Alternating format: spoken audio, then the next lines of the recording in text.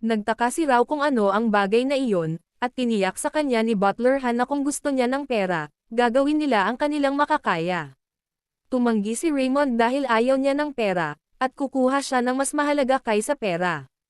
Ipinaliwanag ni Raymond na kailangan muna niya ng dugo ng isang malusog na tao para makapagsagawa ng transfusion. Gustong ibigay ni Butler Han ang kanyang dugo dahil ayaw niyang pumasok ang maruming dugo sa katawan ng kanyang young master.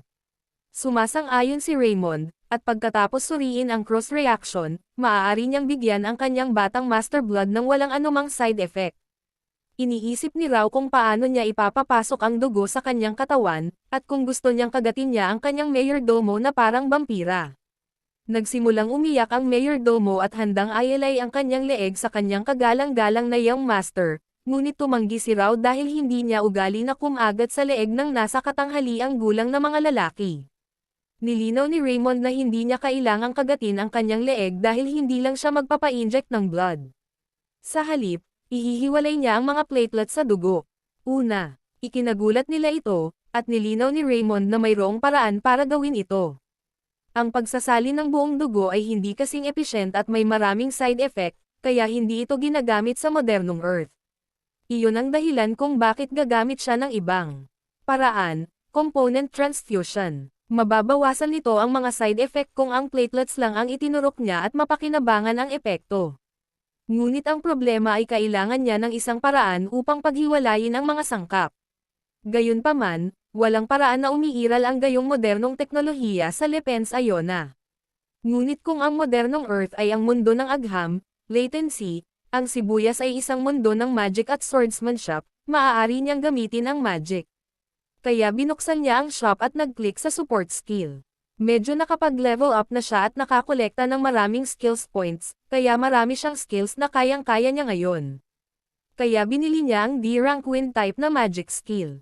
Na-notify siya na gumamit siya ng 80 skill points para bumili ng wind type magic. Kaya kung mas mataas ang kanyang proficiency ay mas malakas at mas proficiently siya ay maaaring gumamit ng wind type magic. Kinuha niya ang dugo ni Han, inilagay ito sa isang glass vial, nilagyan ng mga chemical na reagents, at pagkatapos ay inilagay ito sa mga makina na inutusan niya mula sa mga dwarf upang gawin itong napakamahal ng makina, dahil nagmadali siyang gawin ang order na ito nang malaman niya ang nakakahawa, ang sakit ay may kaugnayan sa dugo. Pagkatapos ay gumamit siya ng wind type magic sa device. Ngunit dahil ang kanyang talino ay mas mataas kaysa sa antas ng salamangka na kanyang ginagamit, maaari niyang gamitin ang salamangka ng may higit na maskuladong kapangyarihan at katumpakan.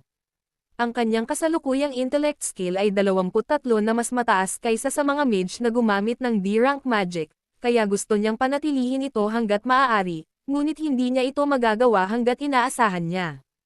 Kaya't sinadya niyang ituon ang magic sa mas maliit na lugar para mapangalagaan ito. Ngunit kulang pa rin ang mana. Mas nagsikap siya at nagtaka kung bakit hindi niya mapataas ang kanyang mana stats. Kahit na natutunan na niya ang 4 na magic spell. Dapat siya ay nasa level ng isang trainee mage. Na-notify siya na dahil natutunan na niya ang 4 na magic spells, kailangan niyang tuparin ang kondisyon para magbukas ng dagdag na stats. Kaya ang kanyang mga karagdagang istatistika ay mabubuksan. Nagulat si Raymond nang makita ang status niyang window, dahil ang lugar na dati ay may tandang pananong ngayon ay may mana. Bigla siyang naabisuhan na ang kanyang sisidlan para sa mana channel ay maliit. Ang Mana Hearts Foundation ay ganap na baog at ang kanyang mana hole ay ganap na tuyo. Iyon ang mga lugar kung saan ang mga salamangkero, mga healers at knights, ay nag-imbak ng kanilang mana, ngunit hindi siya makapag-imbak ng mana sa lahat ng mga ito, kaya't iniisip niya kung ano ang dapat niyang gawin. Ang system ay nagsimulang mag-imbak ng kanyang mana sa ika-4 na lokasyon ng mga sisidlan, kaya ang mga ugat ni mana ay na-activate. Nagulat si Raymond, nagtataka kung anong kalokohan ito, habang iniimbak nila ito sa mga ugat, at kung ang ibig sabihin ng system ay mga daluyan ng dugo, dahil hindi pa niya narinig ang mana na nakaimbak doon, anuman ang dahilan. Ngunit ito ay hindi mahalaga, hanggat maaari siyang mag-imbak ng mana, ang lokasyon ay hindi mahalaga sa kanya. Kaya lahat ng skill points niya ay pinalitan niya ng mana.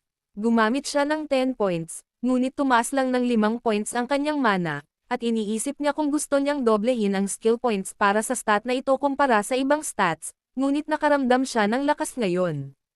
Nakita na mayroon siyang mas maraming mana, kaya nagsimula siyang gumamit muli ng wind magic.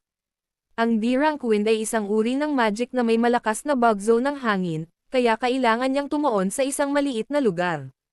Ang pinakamabigat na pulang selula ng dugo ay napupunta sa mas mababang antas. Ang gitnang layer ay mga puting selula ng dugo, at sa itaas ay ang lahat ng mga platelet. Hindi nagtagal, kinuha niya ang test tube, at nang matapos na siya, natuwa siya, dahil kaya niyang gamutin si Rao gamit ito. Makalipas ang ilang araw, dumating si Rao sa kanyang klinik, at natuwa si Raymond, dahil bumaba ang kanyang lagnat. Ang mga pagkakataon ng mapanganib na pagdurugo ay mas mababa dahil siya ay healing ngayon, at si Rao ay tumingin sa kanyang mayordomo. Si Pan Raymond ay sigurado na siya ay may sasabihin sa kanya, dahil oras na para makuha niya ang gantimpala. Pinasalamatan siya ni Rao sa pagtrato sa kanya, at gustong marinig ito muli ni Raymond para asarin siya, kaya 3 beses niyang tinanong kung ano ang sinasabi niya, at paulit-ulit na ipinahayag ni Rao ang kanyang pasasalamat. Ipinaliwanag ni Raymond na may kapansanan siya sa pandinig at gusto niyang magsalita siya ng medyo malakas, na ikinagalit ni Rao, at halos hindi niya napigilan ang kanyang galit. Humalaklak si Raymond, nagpa siya na itigil ang panunukso sa kanya, at natutuwa siyang gumaling. Hindi nakakalimutan ni Rao ang pangako niya, kaya't inusisa niya kung ano ang gusto ni Raymond bilang kapalit. Hindi sigurado si Raymond kung ano ang magiging mahusay, kaya gusto niyang ituring siya ni Rao bilang kanyang superior sa natitirang bahagi ng kanyang buhay. Napatulala si Rao nang malaman niyang gusto niyang tretuhin siya bilang kanyang senior. Tinanong siya ni Raymond kung sa tingin ba niya ay hindi niya dapat gawin iyon kapalit ng pagiging bastos niya sa lahat ng oras. Hindi naman pwedeng makipagtalo si Rao tungkol dyan, dahil totoo naman na nagdududa siya sa pagiging con artist ni Baronet Pennant, kaya tinawag niya itong master sa gitna ng pagtanggap sa kanya bilang master. Nilinaw ni Raymond na ayos lang, na ikinagulat ni Rao. Paliwanag ni Raymond, nagbibiro siya, pero healer, kaya natuwa siya dahil mas maayos na ang kondisyon ng kanyang pasyente. Ngayon, nabigla si Rao sa narinig niya, at pakiramdam niya ay isang anghel ang nagsasabi sa kanya na hindi niya kailangan ng anumang bayad para sa paggamot. Kaya kinusot niya ang kanyang mga mata para makatakas sa kanyang panaginip. Paliwanag ni Raymond, healer lang siya, kaya ang mahalaga sa kanya ay mas maayos ang kanyang pasyente. Ang kanyang mga kasanayan sa pag-arte sa huli ay niloloko si Rao, at inaakala niyang si Raymond ay isang marangal na manggagamot, gaya ng sinabi ng lahat, at nagtataka kung mali siya sa paghatol sa kanya. Natutuwa si Raymond, dahil nahuhulog na si Rao sa kanyang bitag, at gusto niyang mahulog siya rito. Mataas siya sa administrasyon, plus isa siyang elite na nagtapos bilang top student sa kanyang academy, kaya siya ay isang magandang catch, dahil gusto niya ang isang tulad niya upang lumiwanag ang kanyang hinaharap. Nakita siya ni Rao na tuso ang ngiti at nagulat, dahil ang mga mata na iyon ay nagpapakita na siya ay may iba pang intensyon, at naging kumpiyansa na ang kanyang paghatol ay hindi mali. Nilapitan siya ni Hansen at tinanong kung hindi ba siya kukuha ng kahit ano mula sa administrator dahil gumaling siya ng isang tao nang walang pakundangan at nag-alinlangan sa kanya ng walang pruweba, kaya nararapat lamang na humingi siya ng tawad. Gayunpaman, nilinaw ni Raymond kay Hansen na ang isang healer ay hindi dapat magpagaling ng iba habang naghihintay ng bayad o iba pa. Isa pa, ang pastahan kanina ay isang provocation lang para tretuhin si Rao, at wala siyang gusto sa kanya. Nagulat ito kay Rao. Siya ay nahihiya dahil si Raymond ay tunay, at iniisip kung paano siya magdududa sa isang tulad niya. Inakala niya na baka may inggit siya sa kanya dahil pinuri siya ni Prime Minister Galman. Nahihiya siya sa kanyang sarili dahil sa pagiging pathetic niya. Yumuko si Rao sa kanya at humingi ng tawad sa pagdududa sa kanya kanina. Muli siyang humingi ng tawad at tiniyak sa kanya na ituturing niya ito bilang kanyang superior mula ngayon. Bilang miyembro ng Kaplan family, nanumpa si Rao na tretuhin siya bilang kanyang superior sa buong buhay niya. Natutuwa si Raymond, dahil naipasok niya siya sa kanyang bitag at sinisikap na tiyakin sa kanya na hindi niya kailangang gumawa ng ganoong bagay. Si Raymond ay naabisuhan tungkol sa paggamit ng kauna-unahang pagganap ng pagsasali ng dugo, kaya ang kanyang pangalan ay malalagay sa kasaysayan ng medikal. Nakakuha siya ng 100 bonus points at bonus na level up, na ikinatuwa niya dahil nauna sa kanya ang level 40. Patuloy na dumating ang mga pasyente pagkatapos ni Rao, Ngunit walang namatay sa ilalim ng utos ni Raymond. Ang mga mamamayan ng Bay Region na nagtiwala sa kanya ay mabilis na tumanggap ng blood transfusion.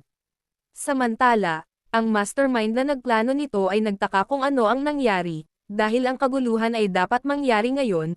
Ipinaliwanag ng kanyang tao na ang Serpenten ay may perpektong kontrol sa sitwasyon, tiniyak ang lahat sa mga slum at pinagaling ang lahat ng mga pasyente. Kaya parang tumahimik na rin ang mga taga-slum, pero ang akala ng amo nila ay wala ng lunas, dahil kapag pinagaling nila ang pasyente, nanghina sila. Sa halip, ipinaliwanag ng lalaki na ginamit ni Healer Raymond ang secret technique na tinatawag na blood transfusion. Ikinagalit nito ang kanilang amo, at hinampos niya ang mesa, dahil magkakagulo ang buong kabisera kapag naayon ito sa kanilang plano. Ito ang pangalawang pagkakataon na ang isang hamak, lehitimong bata ay sum-iron ng mga bagay. Tiniyak sa kanya ng kanyang lalaki na hindi siya dapat mag-alala, dahil maaari lamang niya itong kontrolin, dahil ito ay simula pa lamang. Malaki ang pasyente sa lalong madaling panahon, kaya hindi na mapipigilan ni Healer Raymond ang kanilang plano kapag nangyari iyon, ngunit naisip ng mastermind na maaari siyang magpatuloy na maging isang istorbo para sa kanila, kaya't ang kanyang lalaki ay nagtanong kung dapat ba nila itong alisin. Samantala, nililinis ni Raymond at ng iba pa ang kanyang klinik, at alam niyang patuloy na dumarami ang mga pasyente, kaya maaaring nasa Bay Region ang sanhi. Nais niyang mahanap ito at maalis ang sanhi ng sakit sa lalong madaling panahon. Ang prinsipyo kung paano nangyayari ang sakit ay malinaw, dahil ang isang tiyak na pathogen ay nagdudulot ng matinding pagbaba sa mga platelet. Gayunpaman, ang problema ay mayroong hindi mabilang na mga nakakahawang sakit na may mga sintomas na iyon, at ang nakakahawang sakit na ito ay hindi umiiral sa kabisera, kaya kung ito ay dinala mula sa ibang kabisera, iniisip niya, ano ang maaaring maging sanhi. Biglang may dumaang daga habang naglilinis na ikinatakot ni Rao. Nahihiya siyang matakot sa isang maliit na daga, at sinabi niya na maraming daga sa paligid. Sinabi ni Raymond na inaasahan ito dahil karamihan sa mga pasyente ay mula sa mga slum, at tinanong niya si Rao kung sa palagay niya ay ang mga daga ay maaaring maging sanhi ng mga nakakahawang sakit. Sinalubong siya ni Rao bilang sir at nilinaw niyang walang daga ang tinitirhan niya, na ikinamangha ni Raymond, dahil gusto niyang tawagin siyang sir. Kaya't hinarap niya si Rao, at muli, tinanong kung ano ang problema. Sa pagtawag sa kanya ng sir, napakasarap sa pakiramdam ni Raymond nang marinig siyang tinatawag siyang sir ni Rao, kahit na ika-100 na beses na siyang tinawag ng mga anak ng Kont family na sir. Tinanong siya ni Raymond kung saan siya nagpunta bago siya nagkasakit, at ipinaliwanag ni Rao na siya ay isang administrator, kaya nagpunta siya sa maraming lugar at nahirapan dahil maputik ang lupa dahil sa ulan. Hindi na asikaso ang mga kalsada, kaya maraming puddles, at parang binabaha ng tubig ang mga ganoong klaseng bahay tuwing umuulan. Nagulat si Raymond nang malaman ang tungkol sa tubig, at inisip niya kung may koneksyon sa pagitan ng mga daga at puddles at kung ito ay leptospirosis. Ngunit hindi iyon tama, kahit na magkapareho ang pattern ng impeksyon, iba ang mga sintomas. Nagsimula siyang mag-isip tungkol sa nakakahawang sakit na nagdudulot ng nakamamatay na pagdurugo at dinadaanan sa tubig na nahawahan ng daga. Pinag-aralan niya ang sakit na ito, kaya nagtaka siya kung ano ito, at biglang napagtanto na maaari itong maipasa sa sakit na hemorrhagic. Ito ay isang nakakahawang sakit na sumiklab tuwing tagulan sa Principality of Michigan, ang South End State ng State Liberty Union. Ito ay ipinapasa sa tubig na nahawahan ng isang patak ng mga daga na nahawaan ng virus, at ito ay nagsisimula sa pecho hemor, at pagkatapos ay ang pagdurugo ay napakalubha na nagdudulot ng kamatayan. Magkatulad ang lahat ng sintomas, kaya napaisip siya kung paano napunta ang Principality of Michigan disease sa kanilang kaharian. Ang mga peste at hemor disease ay kumakalat lamang sa pamamagitan ng mga pangmatagalang daga na matatagpuan sa Principality of Michigan. Wala pang narinig si Raymond na may ganitong sakit na nangyayari sa labas ng Principality of Michigan. Sinugod niya si Rao at tinanong siya kung ano ang hitsura ng daga, at kung ito ay puti na may guhit. Tiniyak ni Rao na sa palagay niya, dahil hindi ito katulad ng iba pang ordinaryong daga. Tiwala siyang si Raymond ay isang pastel na daga, at tama siya. Kaya nagtaka siya kung paano napunta doon ang mga daga. Ang mga daga na iyon ay maaaring ipinakilala kung ito ay tulad ng Peninsular Kingdom o sa isang lugar sa loob ng State of Liberty Union, kung saan aktibo ang komersyo, ngunit ang Houston Kingdom at Principality ng Mycalen ay napakalayo.